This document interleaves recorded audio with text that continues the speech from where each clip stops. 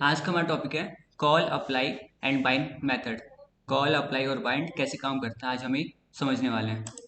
सबसे पहले मैंने फाइल बनाया, उसका नाम दिया न्यू फाइल, फिर ओपन करा और यहाँ पे टाइप करा cmd, फिर एंटर, फिर उसका बाद करा कोड स्पेस डॉट, फिर एंटर मार दिया।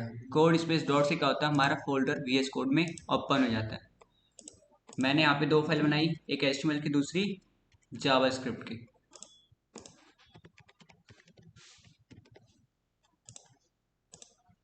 शिफ्ट के साथ 1 प्रेस करा, फिर एंटर मारा।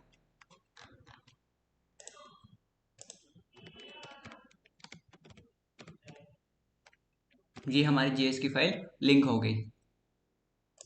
टॉपिक है हमारा कॉल अप्लाई और बाइंड मेथड। सबसे पहले हम कॉल के बारे में समझते हैं। कॉल मेथड देखो कैसे। कॉल मेथड क्या होता है, ये पहले से प्री डिफाइंड मेथड होता है। Call is a pre defined method, और ये जो आर्गुमेंट लेता है ये 1 बाय 1 लेता है। Call method take argument 1 by 1 या सेपरेटली। देखो कैसे। सबसे पहले मैंने एक ऑब्जेक्ट बनाया, उसका नाम दिया OBJ, और यहाँ पे वैल्यू देता हूँ नेम, और नेम में राहुल, फिर ब्रांच, ब्रांच में CSC, फिर मैं देता हूँ फ़ोन नंबर, उसके बाद मैं देता हूँ एड्रेस।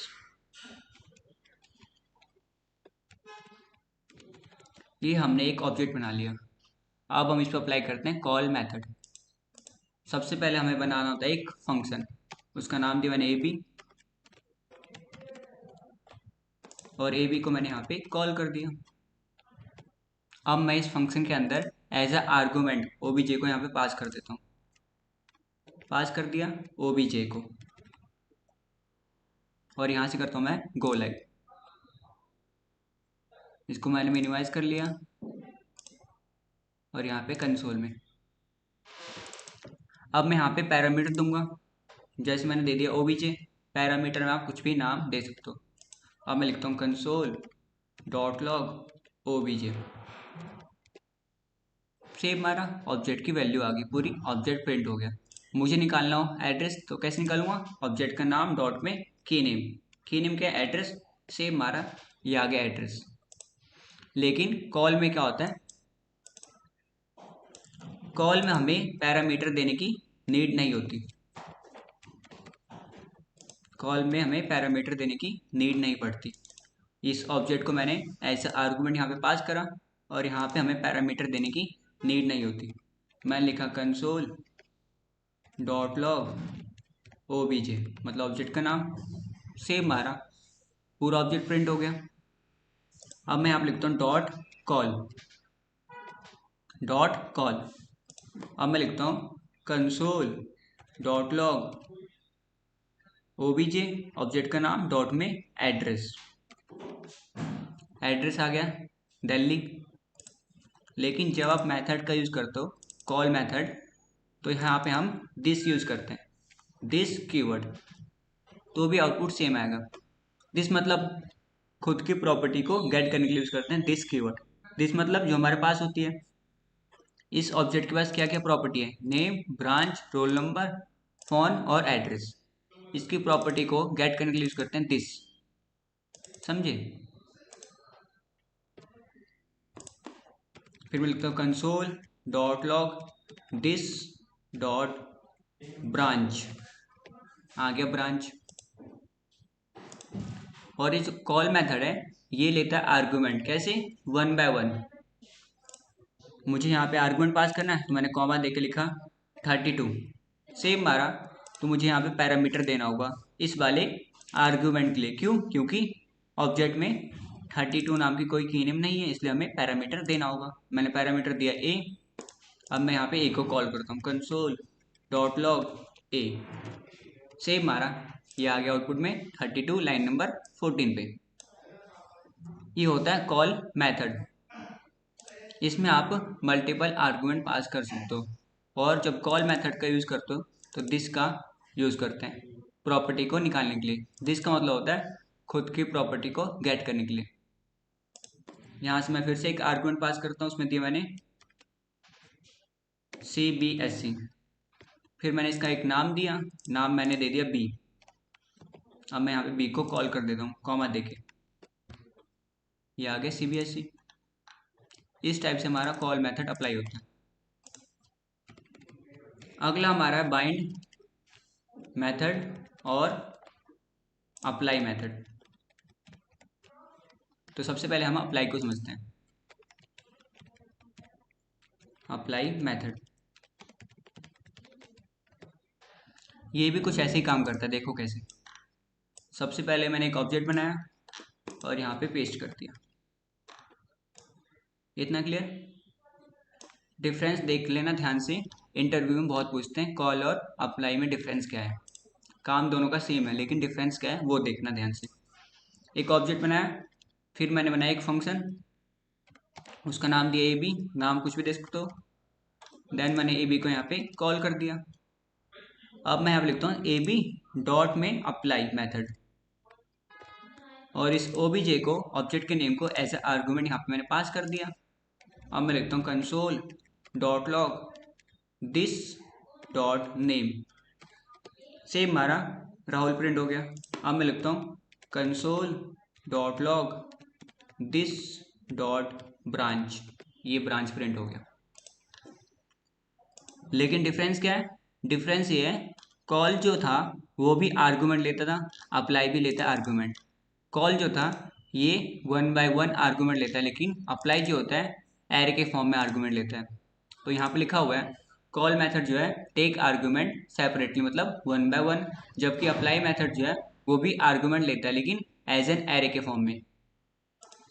तो जब भी इसमें आर्गूमेंट पास करना होगा तो कॉमा लिखो, फिर एरे बनाओ।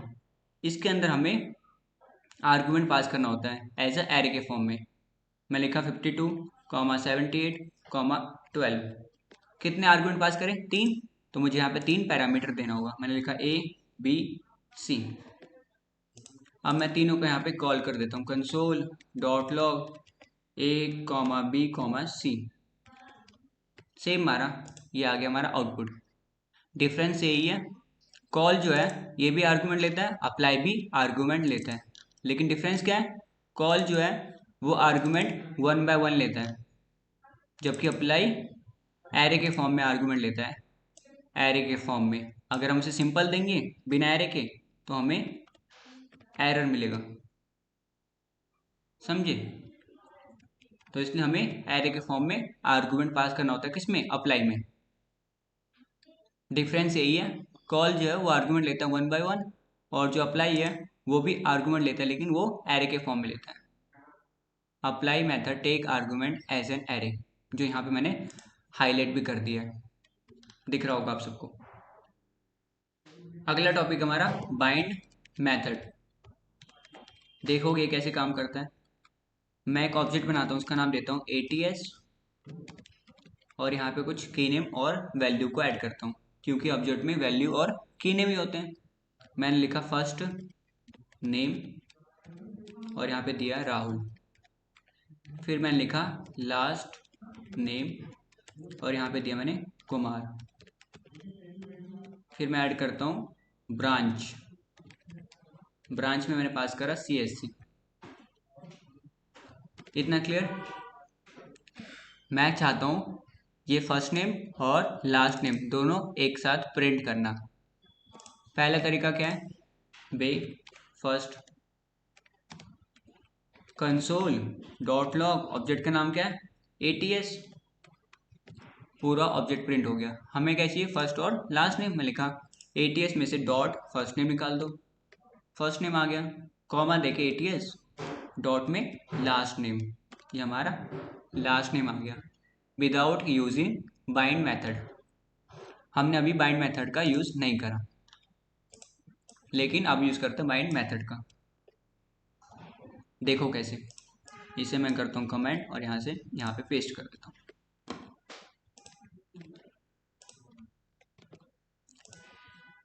तो क्या करते हैं, हमें चाहिए फर्स्ट नेम और लास्ट नेम दोनों को एक साथ। तो हम एक की नेम ऐड करेंगे ऑब्जेक्ट के अंदर, उसका नाम दिया गेट फुल नेम।